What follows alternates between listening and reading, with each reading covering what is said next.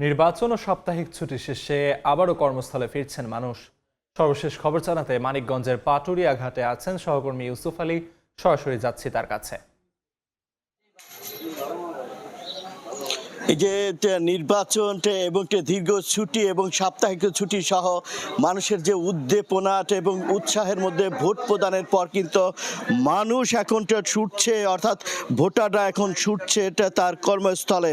এটা আমরা ভোটারদের সাথে কথা বলেছিলাম এবং তাদের সাথে একটা মত বিনিময় করেছিলাম। তারা বলছেন যে এই যে দীর্ঘ সময় ছুটি পেয়ে তারা কিন্তু আরও উল্লাসে মেতেছিল। একদিকে যেমন ঈদের আনন্দ এবং উল্লাস তাদের মধ্যেও কিন্তু এরা পুষ্পটিত হয়েছে এবং উৎসব মুখর পরিবেশে স্বজনদের সাথে সময় কাটিয়ে ভোট দিয়ে তারা কিন্তু যার যার কর্মস্থলে ফিরছেন।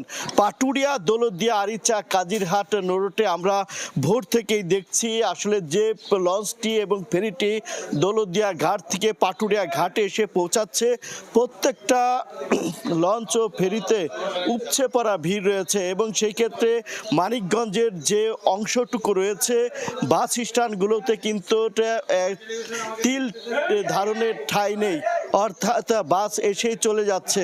আমরা এখন আপনাদের যেখানে দেখাচ্ছি পাটুরিয়া ঘাটে, লঞ্চ ঘাটে, এখানে কিন্তু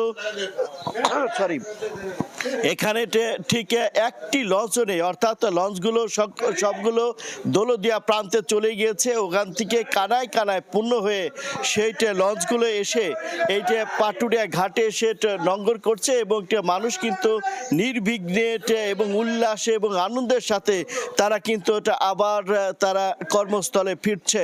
আমরা একটা কথা বলেছিলাম বিআইডব্লিউটিসি এবং টি এর সাথে, তারা বলছেন যে এই যে মানুষের যে ঈদের মতো বাড়ি গিয়েছে ভোট প্রদানের জন্য, তাদের আবার তাদেরকে পৌঁছে দেওয়ার জন্য কিন্তু তারা ব্যাপক একটা প্রস্তুতি গ্রহণ করেছে। আর প্রস্তুতির অংশ হিসাবেই কিন্তু আমরা দেখছি যে এখানে কিন্তু শৃঙ্খলিতভাবে যাত্রী এবং সাধারণরা চলে যাচ্ছে। তবে কিছু কিছু যাত্রীর অভিযোগ রয়েছে অতিরিক্ত টাকা বা ভাড়া এটা যানবাহনে নেওয়া হচ্ছে। এই ছিল আমার কাছে পাটুরিয়া ঘাট থেকে সর্বশেষ তথ্য। মানিকগঞ্জের পাটুরিয়া ঘাট থেকে সবশেষ খবরাখবর জানাচ্ছিলেন সহকর্মী ইউসুফ আলী।